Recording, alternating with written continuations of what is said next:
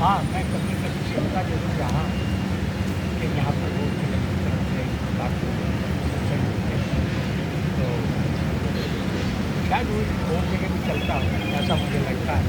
क्योंकि जो मुझे बताया जिन्होंने वो यहाँ पर तो यहाँ पर चलता है, तो वो सब तो बोलते हैं कि कहा गया खड़े होने के बाद पता लगा कि चार ऐसे हैं भक्तजन ऐसे हैं था इसमें प्रोग्राम शामिल है। संत वाणी विश्वमय जी की वो आशा रखते हैं, और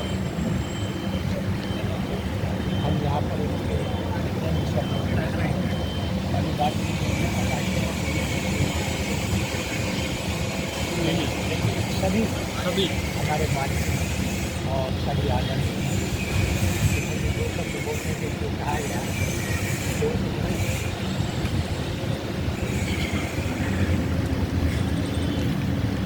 मनुष्य जीवन की अपनी महत्ता है, और वो महत्ता जगत के लिए समस्त प्राणियों में सर्वोपरि मनुष्य है, ज्ञान प्रधान है, विवेकशील प्राणी है, और इस जगत का जो अनुभव है यहाँ पर जितने भी लोग प्राणी जन्मते हैं वो इस दुख का अनुभव मनुष्य रूप में करते हैं, अन्य प्राणी विचार नहीं उठता है। इस जगत में देह लेकर के जो हम जन्मते हैं तो पहले तो सबसे पहले देह देने का धर्म सब का हो तो हो, ज्ञानी भुगते ज्ञान तक, अज्ञानी भुगते हो। मनुष्य जन्म पाए कोई या अन्य दूसरा प्राणी उसकी तो कोई बात ही नहीं है, लेकिन मनुष्य वर्ग सोचता है कि आखिर संसार से हमारा बंधन कैसे छूटे। ये जो हमने देह धारण किया, इस देह के अंदर अनेक प्रकार के दुख, देह से संबंधों में दुख, मिल जाने की थोड़ी सी खुशी तो बिछड़ जाने का बहुत बड़ा गम। अभी आपने बोली उन्होंने गजल सुनाई या शेर कहें या कविता कहें, क्योंकि थोड़ा सा मैं भी कविताएँ मैंने अपने जीवन में बहुत लिखी, बहुत बाद में मैं कवि सम्मेलन बहुत किए, कवि गोष्ठों में खूब आता जाता रहा, तो लेकिन अब सत्संग में जाने की ज़्यादा अभिरुचि रहती है।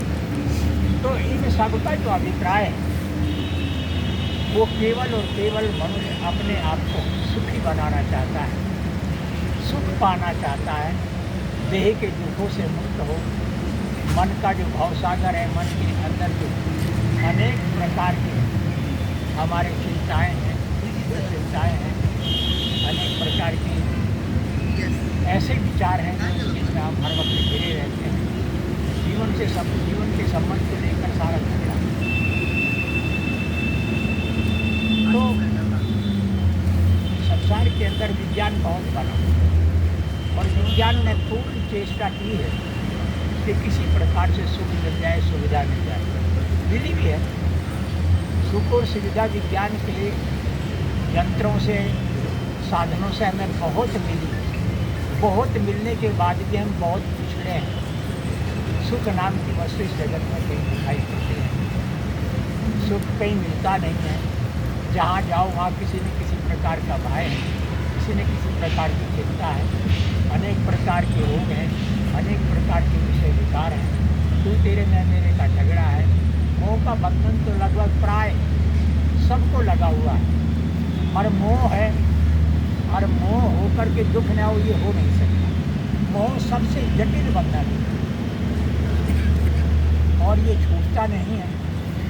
ये नहीं छूटेगा तो साधन कितने भी बनाओ तो सुख पाने का, मिलने का प्रश्न भी नहीं।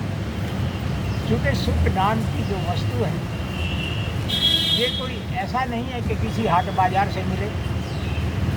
सुख नाम का पदार्थ कहीं इस जगत में नहीं मिलता, और अन्य पदार्थ बहुत हैं सोचते हैं लोग कि हमें इससे सुख मिल जाएगा, लेकिन सुख मिलता नहीं, बल्कि जिसको पाकर के वो थोड़ी सी समय के लिए भूल जाता है, खुश होता है, लेकिन उसके कुछ ही क्षण बाद उसका बहुत लंबा वियोग होता है।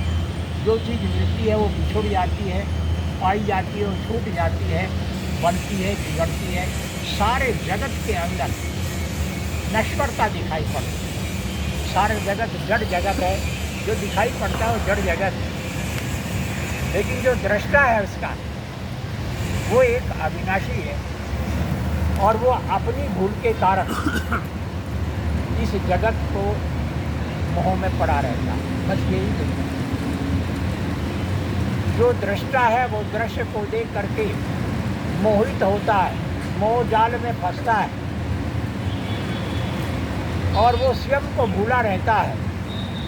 तो जो दृश्य है उसके साथ वो बहता है, और मिलना बिछुड़ना सारे जगत में लगा रहता है। सतगुरु कबीर ने अपनी अमृत वाणी में कहा है कि झूठे सुख को सुख कहें, मानत है मन मोद। झूठे सुख को सुख कहें, मानत है मन मोद। जब ना काल का कुछ मो फिर कुछ बोल। सतगुरु कबीर साहब का एक बहुत ही प्रसिद्ध ये वाणी है, और यथार्थ वाणी है कि लोग बाग झूठे सुख को सुख कहते हैं। हम जो भी सुख के साधन करते हैं या उपक्रम करते हैं, प्रोग्राम बनाते हैं, समारोह रचते हैं, थोड़ा सा ख्याल करें, गहराई तक जाएं, क्या वो सत्य है? वो बात चाहे किसी भी प्रकार के उत्सव या समारोह की हो, जितने भी लौकिक सुख समारोह हैं, ये सब के सब मोह के कारण, बंधन के कारण, दुख के कारण बनते हैं। और उनको करते करते अनेक प्रकार के दुख रोगों को हम भुगतते हैं। सुख नाम की वस्तु अंतिम सांस छूट जाता है, वो मिलती नहीं है। और सतगुरु कबीर साहब कहते हैं कि जितने भी संसार के सांसारिक सुख हैं, ये सब के सब झूठे हैं। बात चाहे जन्मदिन की हो, बात चाहे अनेक प्रकार के बहाने। आज तो किसी भी प्रकार का बहाना, पार्टी हो जाती है, समारोह हो जाता है, कहीं पर किसी भी प्रकार से मनाया जा सकता है, हमारे मन की मानती है। यथार्थ में हम किस प्रकार से सुख पा सकते हैं? सुख का जो प्रसाद है वो कहाँ मिलता है, और यथार्थ वस्तु क्या है? यथार्थ वस्तु को जाने बिना सुख प्राप्त हो नहीं सकता। हम झूठी जानते हैं, झूठ के अंदर रहते हैं। सारा जगत झूठा इसलिए है कि आ रहे हैं, जा रहे हैं, आ रहे हैं, जा रहे हैं, पैदा हो रहे हैं और मर रहे हैं। वस्तु आई और गई, कोई भी वस्तु स्थिर रहती नहीं। सतगुरु कबीर साहब ने कहा है कि जीवन यौवन राजमद अविचल रहने को। ये जिंदगी, ये जवानी, राज ताज का ये जितना भी कुछ है, वो कोई भी स्थिर नहीं रहने वाला है। स्थिर क्या रहता है? तो वो आगे कहते हैं कि जीवन यौवन राजमद अविचल रहने को, जो दिन जाए सत्संग में जीवन का फल सो। उन्होंने सत्संग को महत्ता दी है कि जहाँ पर सत्संग होगा, अर्थात सत्य की चर्चा होगी, सत्य के गीत गाए जाएंगे, सत्य पर प्रकाश डाला जाएगा, सत्य उपदेश होंगे, और उसके जो अविनाशी तत्व है सत्संग के अंदर, उसी सत्य की चर्चा होगी। और नीर ठीक का विवेक जो संत जन गुरुजन होते हैं, वो ये परखाते हैं कि ये सत्य है, वो असत्य है।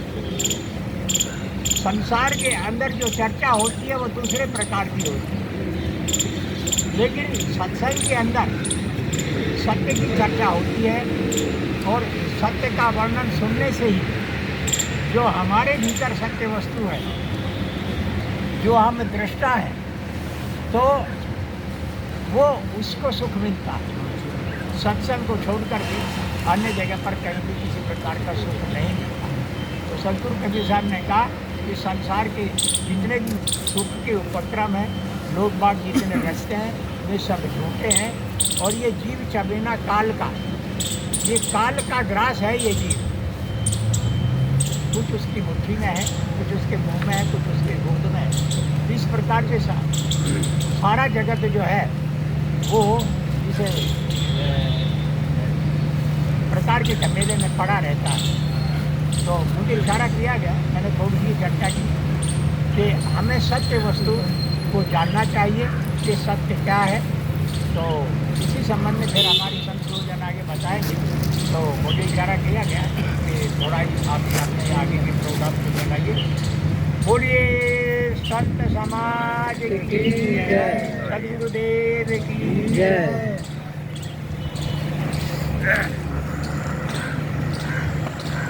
अब हम कार्यक्रम को आगे बढ़ाते हुए जो हमारे साथी रिटायर हुए हैं उन लोगों के पहले हम कुछ फेयरवेल देना चाहते हैं, जो चीज़ हम लोग अपना तरफ से दे रहे हैं। इसमें ये हम सभी संतों से आग्रह करेंगे कि आप इन साथियों को मतलब कि अपने हाथों से जो भी गिफ्ट है वो दें, और ताकि ये आप लोग भी पूजा कर सकें। ठीक है ना? तो आप लोग पूजा करने के उपरांत हम लोग भोजन करेंगे और फिर उसके बाद से आप लोगों का सत्संग सुनेंगे, ताकि जो साथी लोग का समय लंच ख़त्म हो रहा है वो लोग भोजन करके अपने ऑफिस जा सकते हैं। बाकी जो बैठ के सत्संग का लाभ लेना चाहेंगे वो सत्संग का लाभ लेंगे। इसीलिए हमने कार्यक्रम को थोड़ा सा 12 बजे टाइम रखा था, लेकिन हमने फिर भी 1:05 पे शुरू किया। 1 घंटा इंतज़ार किया सबका, फिर भी हमने लेट किया। लेकिन मैं सोचता हूँ कि इसको जल्दी से जल्दी समेटा जाए, क्योंकि बहुत लोगों को इस संस्था को काफ़ी दूर जाना है, तो इसीलिए समय भी लगेगा। तो उसी हिसाब से देखा जाए समय का अभाव है। तो मैं संत शेखर साहब को पहले मैं निवेदन करता हूँ कि साहब आप उठें। 4 इधर संत हैं, चारों के एक से करवा दीजिए। 4 संत हैं, चारों के इधर से करवा दीजिए। 4 इधर संत हैं, चारों को नहीं ऐसे नहीं। हाँ।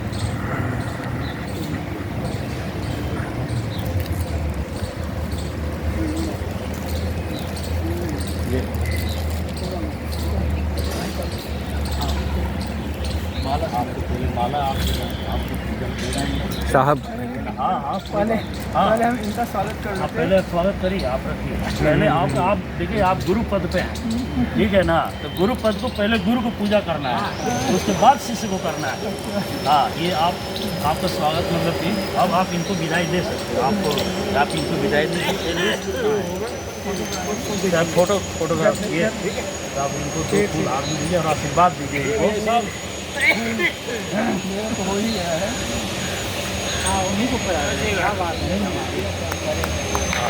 फूल दीजिए और ये इनको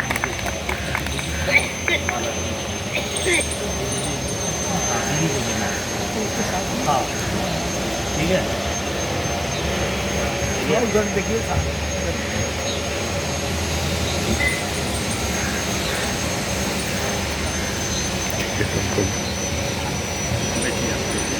देखिए ये दीजिए साहब को दीजिए, अर्पण कीजिए फूल के साथ। फूल को ये लूज को, हाँ, ये अर्पण करो। ठीक है।